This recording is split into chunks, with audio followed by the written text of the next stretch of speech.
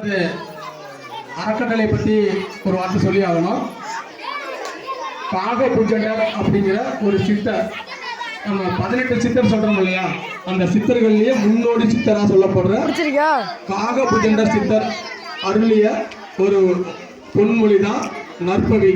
நல்லது உண்டாகட்டும், நல்லது பவிக்கட்டும், உலக மக்கள் நன்மை உண்டாகட்டும் அப்படின்றத அவர் சொல்லியிருக்கிறாரு.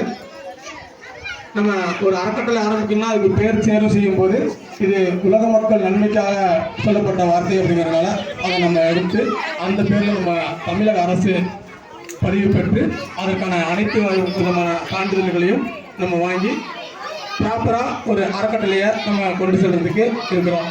ஏன்னா மக்களுக்கு ஓம் நற்பவினா என்ன, இந்த அறக்கட்டளை யாருக்காக எதற்காக அப்படின்னு எல்லாருக்குமே சில கேள்விகள் இருக்கும். இது முதல்ல நமது கீழரசு ஊராட்சி பொதுமக்களுக்கு, பள்ளி மாணவ மாணவிகளுக்கு, அடுத்தது பக்கத்து கிராமங்களுக்கு, நமது ஒன்றியம், தாலுக்கா, மாவட்டம், தமிழ்நாடு முழுவதிலும் பொறுப்பாளர்களை நியமித்து நமது நண்படையாளர்கள், நமது நண்பர்கள் செய்வதற்கு நிறைய நல்ல உள்ளங்கள் இருக்கிறாங்க. அதை நம்ம சரியாக பண்ணுறாங்களா, எந்த அறக்கட்டளை சரியாக பண்ணுறாங்க அப்படிங்கிறத பார்த்து நன்கொடை கொடுக்கக்கூடிய வச்சு தமிழ்நாடு முழுக்க இருக்கிற அரசு பள்ளி மாணவர்களை தேர்வு செஞ்சு தனித்திறன் பயிற்சிகள் வழங்கி இலவசமான அவங்க மாவட்ட, மாநில, தேசிய அளவுகளில் பங்கு பெறுவதற்கு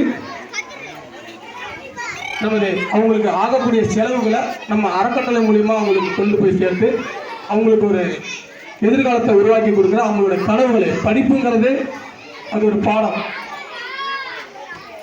தனித்திறன்கிறது அவங்களுக்கு வாழ்க்கை, இது கனவு. இது ஒவ்வொருத்தருக்கும் ஒவ்வொரு கனவு இருக்கும். நடனம், கபடி, கிரிக்கெட்டு, ஒவ்வொரு துறையிலும் ஒவ்வொரு சாதனை பணிகள் நினைப்பாங்க. அவங்களுக்கு இந்த அறக்கட்டளை முதல் பணியாக இருக்கும். அடுத்த பணி உலக சமாதான மைதானம் என்ற பெயரில் கள்ளக்குடி டோல் பிளாசாவில் பக்கத்தில் மானோடை கரை, அது நமது கீழரசு ஊராட்சி எல்லையில் வருது. முதுவத்தூர், மால்வாய், கீழரசூர், மேலரசூர், இதை இணைப்பு பாலமாக அதை நம்ம சொல்லலாம். அந்த மானோட கரையில் தான் நம்ம அன்னதானம் ஜனவரி 31 நம்ம கொடுத்துக்கிட்டு இருக்கோம். அந்த நன்கொடையும் யார் பிறந்த நாள், திருமண நாள், பெற்றோர்களின் நினைவு நாட்களுக்கு அவங்க கொடுக்கும் தொகைக்கு ஏற்ப தயார் செய்து அங்கே கொடுக்குறோம். நிறைய பேர் சொல்லுவாங்க, எதற்காக கோயிலில் கொடுக்கலாம்ல, இல்லை ஏழ்மையாக உள்ளவங்களுக்கு போய் கொடுக்கலாம்னு சொல்லுவாங்க. அதற்கு கொடுக்கறதுக்கு நிறைய பேர் இருக்கிறாங்க, நிறைய பேர் கொடுத்துக்கிட்டு இருக்கிறாங்க. அதுக்கு நிறைய உதாரணங்கள் சொல்லலாம், நிறையா இது பண்ணிக்கிட்டு இருக்காங்க. உலக நன்மைக்காகவும் உலக அமைதிக்காகவும் கொடுக்கக்கூடிய அன்னதானம் அப்படிங்கிறது இங்கே நம்ம தெளிவாக தெரிவிச்சுக்கிறோம். அப்போ உலக அமைதி இருக்கணும், உலக மக்கள் நன்மை உண்டாகட்டும் அப்படிங்கிறத மக்களுக்கு கொண்டு போய் சேர்க்கறதுக்கான ஒரு விஷயத்தை தான் நம்ம முன்னெடுத்துருக்கிறோம். அப்போ நம்ம அதை எப்படி சேர்க்க முடியும் அப்படின்னா அவங்களுக்கு துண்டு பிரச்சாரம் மூலிமா நம்ம அதை கொண்டு போய் சேர்த்துக்கிட்டு இருக்கோம். அப்போ அந்த அன்னதானத்து மூலியமாகவும் அதை மக்கள்கிட்ட கொண்டு போய் சேர்த்துட்டு இருக்கோம். அதான் நோக்கம். நிறைய பேர் நம்ம மக்களுக்கு ஒரு கேள்வி இருக்கும், ஏன் அது டோல் பிளாசாக வச்சு கொடுக்கணுமா, அது ஏழைகளுக்கு கொடுக்கலாமே, இல்லை அது ஹாஸ்பிட்டல் மாதிரி உள்ள கொடுக்கலாமே அப்படின்னு இருக்கும். அதுக்கு காரணம் அதை கொடுக்கறதுக்கு நிறைய பேர் இருக்கிறாங்க, அதை கொடுத்துக்கிட்டு இருக்கிறாங்க. அது ஒரு பக்கம் அவங்க எல்லாம் செய்யறாலும் நம்ம உலக மக்கள் நன்மைக்காகவும் உலக அமைதிக்காகவும் கொடுக்கக்கூடிய அன்னதானமாக நம்ம இது பண்ணுறோம். இதில் அவங்களுடைய பிறந்த நாள், திருமண நாள், பெற்றோர்களின் நினைவு நாட்களுக்கு நீங்கள் கொடுக்கும் தொகைக்கு ஏற்ப 500, 1000 நீங்கள் கொடுக்கும் தொகைக்கு ஏற்ப உணவு தயாரித்து கொடுக்க ஆரம்பிச்சிருக்கிறோம். எதிர்காலத்தில் தமிழ்நாடு முழுக்க இதை உறவுகள் பார்க்குறவங்க அவங்கவுங்களும் வழங்கப்படுற தொகைக்கு ஏற்ப நம்ம தொடர்ச்சியாக கொடுக்க இருக்கிறோம்.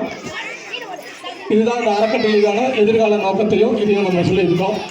அடுத்தது கோபி கடை, செருப்பு கடை இருக்கு இல்லைங்களா, செப்பல் கடை, இந்திரா நகர், அந்த இடத்துல புளிய மரம் இருக்கு. அந்த நிழல்ல முதியோர் மகிழ் அப்படிங்கிற, முதியோர் இல்லைன்னு சொல்லுவோம் இல்லையா, அதை முதியோர் மகிழ் அப்படிங்கிற பேரில் அந்த இடத்த தேர்வு செஞ்சு மாதம் ஒரு முறையாவது நமது ஊராட்சி 60 வயசுக்கு மேலே இருக்கிற பெரியோர்களை வரவழைச்சி மருத்துவ உதவி வழங்கி அவர்களுக்கு தேவையான ஸ்பான்சர் பண்ணக்கூடிய நிறைய நிறுவனங்கள் இருக்கிறாங்க. அவங்க கேட்டிருக்காங்க, 60 வயசுக்கு மேலே உள்ளவங்களோட பெயர் லிஸ்ட்டு கொடுங்க, நாங்கள் எங்களால் முடிஞ்சதை நாங்கள் செய்கிறோம் தொடர்ச்சியாக அப்படின்னு சொல்லியிருக்காங்க. அதனால் 60 வயசுக்கு மேலே உள்ளவங்க தங்களுடைய ஆதாரோட ஜெராக்ஸ் மட்டும் எனக்கு கொடுங்க. ஒரு 700 பேர் நம்ம ஊராட்சி முள்ள இருக்கிறதா சர்வே சொல்லுது.